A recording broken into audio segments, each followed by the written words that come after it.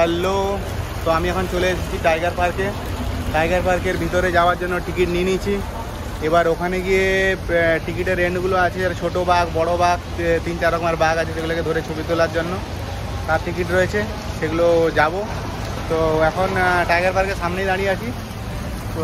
ভালোই মানে ভিড় আছে এখানে, বাইরের লোকেদের, টুরিস্টের দিকে। ভিতরে গিয়ে দেখছি কত বাঘ দেখতে পাই, কতগুলো বাঘ রাখা আছে। তো যতগুলো বাঘই আছে সবগুলি হলো আমাদের ওয়েস্ট বেঙ্গলের বাঘ, মানে বলছে এটা, সেই হিসাবে বুঝতে পারলাম যে ওখানে ওয়েস্ট বেঙ্গলের বাঘ সব রাখা আছে। চলো ভিতরে যাওয়া যাক।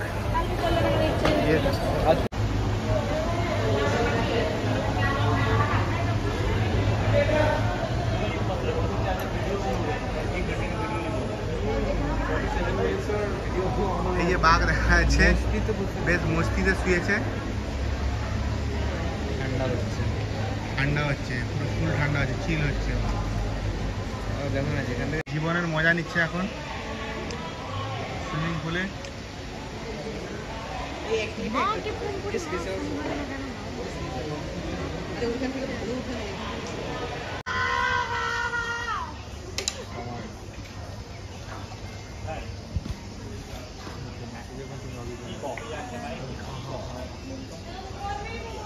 প্রচুর গন্ধ।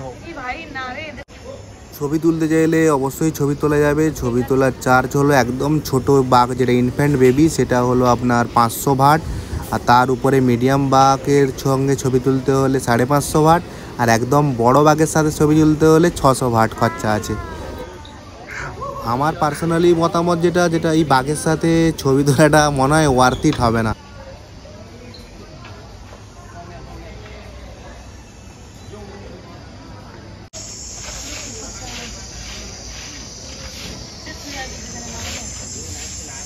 এই বাঘগুলোকে দেখে আপনাদের মনে হবে যে এরা বাঘ থেকে আস্তে আস্তে খাঁচার ভিতরে থেকে থেকে বিড়ালে পরিণত হয়ে গেছে। এর কারণ হলো এই বাঘগুলো সবসময় ল্যাথখোরের মতো শুয়েই থাকে।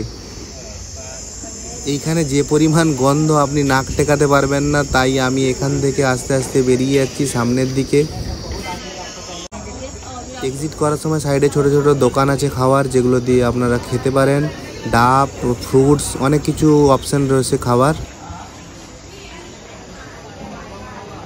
যখন আপনি এই টাইগার পার্কের ভিতরে এন্ট্রি করবেন তখনই ওরা একটা ছবি ক্লিক করে নেয় আপনার। তো ওই ছবিটি আপনারা যখন বেরাবেন তখন ওদের কাছ থেকে 200 ভাটে আপনারা পারচেজ করতে পারেন।